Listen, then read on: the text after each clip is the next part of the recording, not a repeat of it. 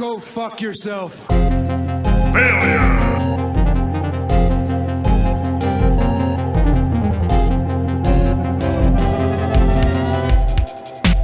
Let's do this. Go!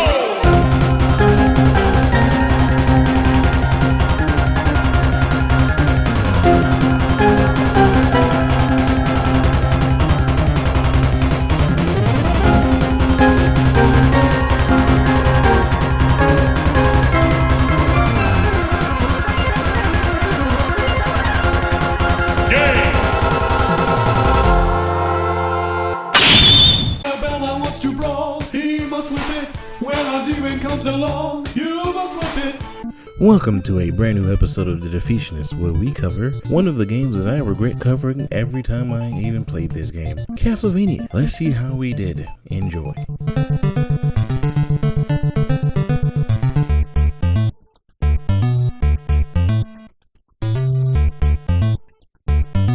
The story is simple enough. You, as Simon Belmont, have to go and attack Dracula in his castle, as Dracula terrorizes the countryside of Transylvania, and it is up to you as Simon Belmont to brave Dracula's castle and destroy the Prince of Darkness himself, aka and Saint Dracula, if anybody gets the reference or what game I got that from.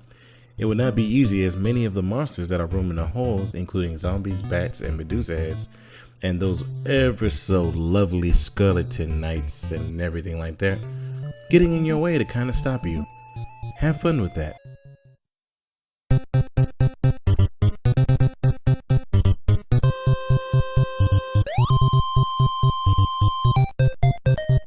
For an NES game, this game is very detailed. The backgrounds usually have some type of blues or greens to have Simon pop out, considering that Simon is usually orange. You can actually see a lot of the brickwork and details of every level. Every level does look a little bit different. Nothing looks exactly the same, and you can tell where you are up to when you get to Dracula himself. All the music in this game is actually very good. Every level has a different song, and it actually does go well with the level. The boss theme is actually very great too, and I do like the monster design. It is very top notch until Castlevania 4, and where everything is a little more detailed because it's on the SNES, but that's a future episode for another time. Nothing that I want to get into at this very second, because we will it will be a long day when I get to that. But that being said, all of the level design, all of the music, and all of the gameplay on all of the maps and everywhere you get to actually just really fit this game very well.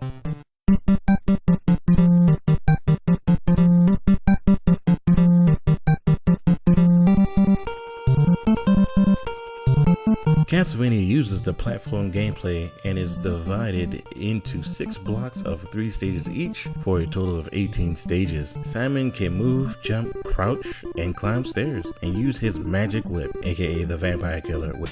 A Devo reference? Really? And I thought I was old. When a bellman wants to brawl, he must whip it. When a demon comes along, you must whip it. What's a random type of dog? That's a whip it. Candelabra on the wall, you must whip it. Which, if you don't know what the name of his whip is, something is wrong with you. When you press the button to crack the whip though, there is a short delay before Simon actually does so. You also have access to sub-weapons, in which holding up and the attack button for the PlayStation controllers is up and square, would use weapons such as holy water, crosses, and various other weapons that you can use to your disposal, as long as you have enough hearts. You begin the game with 4 lives and 5 hearts, and must complete the current block of stages before the timer runs out. Simon has a health meter, in which you know what happens when that runs out. I don't gotta explain it. And it decreases wherever he's hit, which is, very easy to happen. And 1 life is mainly lost if either the meter or the timer reaches 0, or if Simon falls off the bottom of the screen, or is hit by moving spike ceilings or various other things that can happen, or just your health bar reaches 0, as I stated previously. Many things happen in this game, and many things can happen to get you to lose your life. There are also hidden food items that restore your health, and they are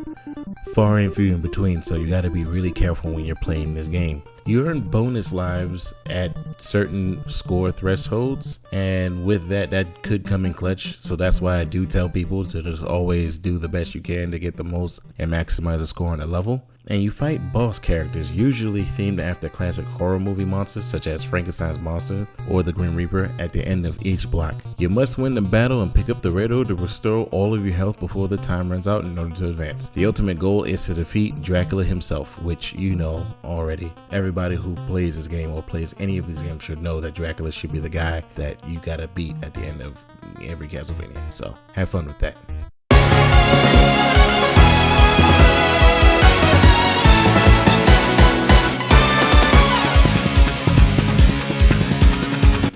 So my thoughts on this game is that you can actually play this game in modern times and still get a full-fledged enjoyment from it, because it is the type of game that can and always will stand the test of time.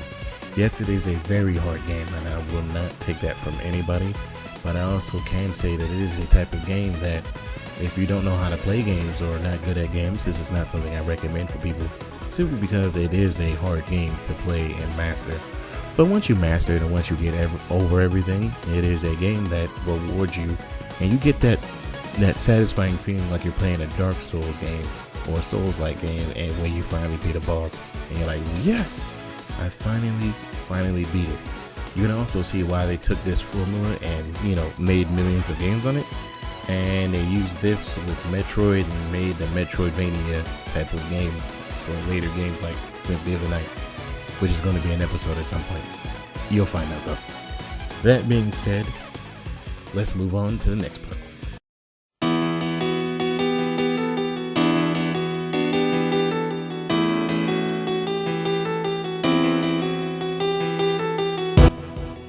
And this next segment is The Completionist Says.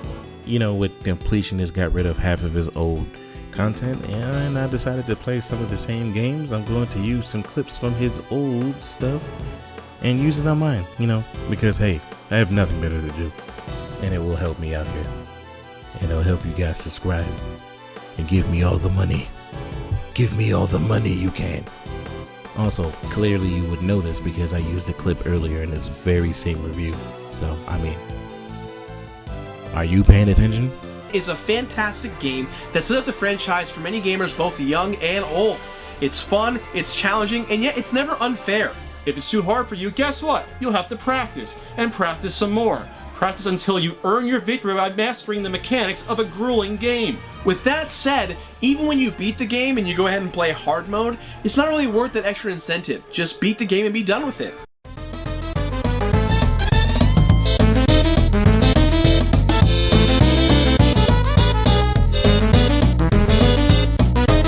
Well, the challenge of this game is, one, getting used to the controls. Even though I played it on the PS5 version where you can alter the controls, getting used to the controls is actually kind of complicated, but starting to master it and get used to the delay. Two, getting used to the fact that you have to actively pay attention to where you're going in your jump arc. And three, just like Mega Man and any various games like it, watching your knockback and making sure you don't fly off a cliff like, in any of those various games.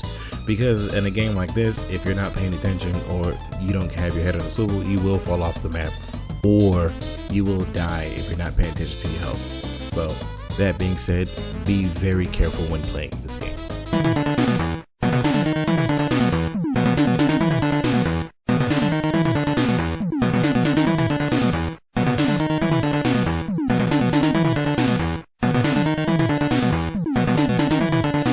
Castlevania is an excellent game that does stand up to the test of time. And it's one of those type of games that if it's too hard, just like Ninja Gaiden, then you have to just get good at it. There is no easy mode. There's actually a hard mode that actually happens when you beat this game. But that being said, I do give my rating of actually buy it, or complete it, or play it, or whatever. There's always something positive with this one. It's not bad. When a bellman wants to brawl, he must whip it. When a demon comes along, you must whip it. What's a random type of dog? That's a whip it. Candelabra on the wall, you must whip it. Dracula's big and strong, you must whip him. Oh, here we go.